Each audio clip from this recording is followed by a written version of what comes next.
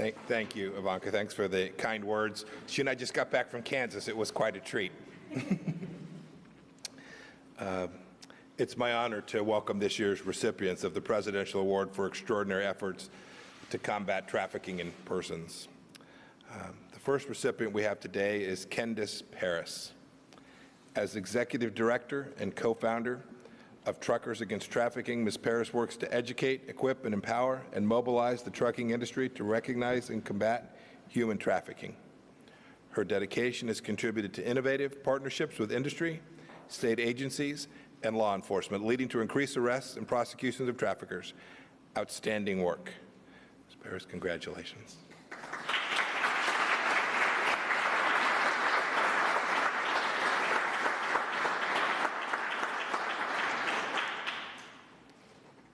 This award is presented for her trailblazing leadership of Truckers Against Trafficking and her sustained efforts to transform the nation's transportation sector by catalyzing professionals in the trucking and busing industries to combat human trafficking.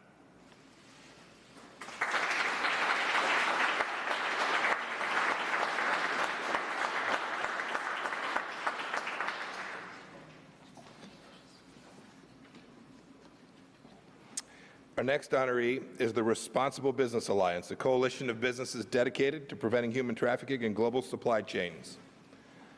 The Responsible Business Alliance now comprises more than 380 members with a combined annual revenue of $7.7 trillion that together employ 21 million people. Today, we have the Responsible Business Alliance's leadership with us, Rob Lederer, Bob Mitchell, and Carlos Busquets. Gentlemen, please come forward, and congratulations to each of you, and thank you for your good work.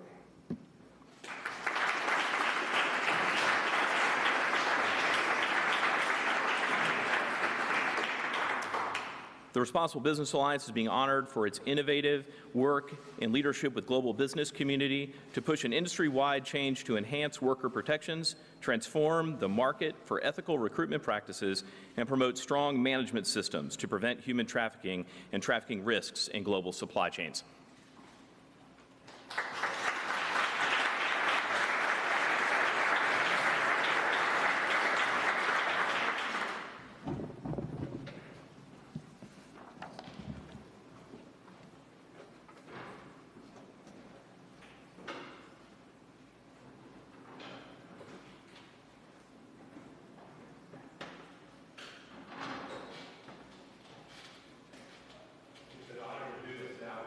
Thank you for the second time. This is the second meeting of the President's Interagency Task Force to monitor and combat trafficking in persons. As everyone who's joining us here today knows, President Trump has made ending human trafficking a priority of this administration, and his leadership has been outstanding. No other president in history has gone to such great lengths to empower the entire federal government, you see us all here today, to tackle this crime with full force. Last year, in a sign of his commitment, he became the first president ever to attend this meeting. And today I'd like to thank Advisor to the President Ivanka Trump for being here and for your personal, tireless advocacy on this important issue. Thank you.